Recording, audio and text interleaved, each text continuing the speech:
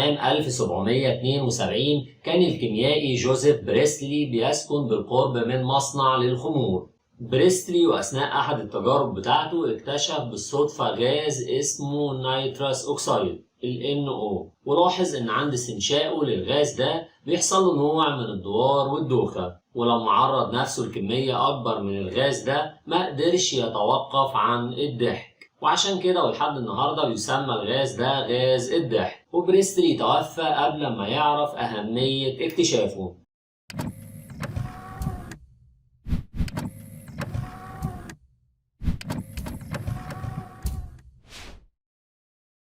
في عام 1799 ظهر شاب إنجليزي اسمه همفري دافي. الشاب ده كان عمره وقتها 17 سنة وتوفى سنة 1829، وأصبح واحد من أشهر الكيميائيين في عصره. همفري قدم بحث كامل عن غاز النيتروس أوكسيد وذكر فيه كل تأثيراته المخدرة والمسكنة للآلام، وقرر في البحث اللي نشره ده إن الغاز ده ممكن يكون ليه فايدة كبيرة جدا مع الجراحين. البحث ده فضل حديث الأدراج ومحدش اهتم بيه لعشرات السنين، لحد ما جه بعض أطباء الأسنان واستخدموا الغاز ده في تخدير المرضى أثناء خلع أسنان بعض الحالات. كمان استخدموه في الجراحات البسيطة في الفم، ولقوا إنه ليه تأثير كبير جدا في تخدير وتسكين الآلام أثناء إجراء الجراحات دي. واستخدم غاز النيتروس أوكسيد لأول مرة في التاريخ لخلع أسنان مريض سنة 1845، لكنه فضل مقتصر على استخدامه في جراحات الأسنان.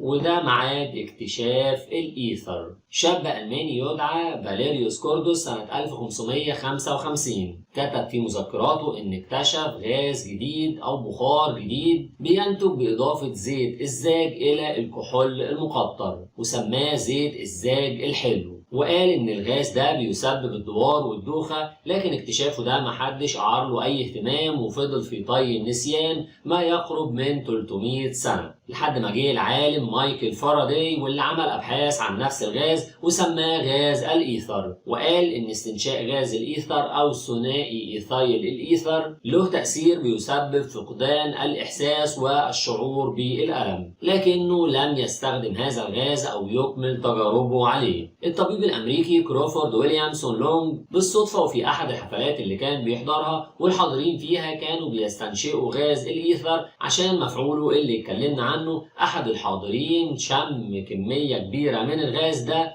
وسقط مغمى عليه، وأثناء سقوطه اتعرضت رجله للكسر. ما كانتش دي المشكلة، الملاحظة الأهم هي اللي خد باله منها الطبيب الأمريكي لونج، وهو إن على غير العادة في حالات الكسر اللي زي دي المدعو ده لم يشعر بأي ألم أثناء كسر ساقه. هنا اتأكد لونج من الأثر الفعال لغاز الإيثر في تخدير الآلام وفقدان الشعور بالألم. وبالفعل وفي عام 1842 أجرى الطبيب الأمريكي لونج جراحة ناجحة لأحد المرضى اللي كانوا بيعانوا من ورم في الرقبة، بعد ما قدر يقنعه باستنشاق كمية من غاز الإيثر قبل إجراء العملية. ونجح لونج بالفعل في استئصال الأكياس الورمية اللي موجودة في رقبة المريض ده في الوقت اللي ما شعرش فيه المريض بأي آلام، لكن للأسف لونج ما نشرش العملية دي ولا أعلن عن نجاحه في إجراء الجراحة دي، وفضل لمدة 7 سنين مدة الدراسة في طب يعمل أبحاث وتجارب عن الغاز ده من غير ما يعلن أي نتائج عن تجاربه. وعشان كده أول عملية جراحية تمت بالتخدير عن طريق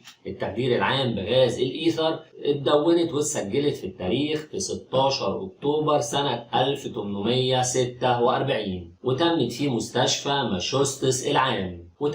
مستشفى ماساتشوستس العام التابعة لجامعة هارفارد ببوسطن بأمريكا، لما تمكن طبيب الأسنان الأمريكي ويليام مورتون من تخدير شاب باستنشاق غاز الإيثر. وقام كبير جراحي المستشفى وقتها تشارلز جاكسون بإجراء الجراحة دي، وكانت عبارة عن إزالة ورم من الفك الأيسر للمريض، والجراحة نجحت وتمت من غير ما المريض يشعر بأي ألم أو يشتكي من أي مشكلة. العملية دي كانت بحضور جراحين المستشفى والجمهور وقتها، وطبعا كلهم كانوا في قمة الدهشة من اللي شافوه. وهنا بدأت قصة التخدير العام اللي بيعتبر واحد من أعظم اكتشافات الطب الحديث. بعدها قام الطبيب الأيرلندي جيمس سيمبسون باستخدام الإيثر في عملياته، وكان أول طبيب يستخدم غاز الإيثر في التخدير العام في عمليات الولادة. قبل الفترة دي كان تم اكتشاف غاز الكلوروفورم سنة 1831 بواسطة 3 أطباء تباعا في نفس العام، الطبيب الأمريكي صموئيل غوثري، ثم بواسطة الطبيب الفرنسي أوجين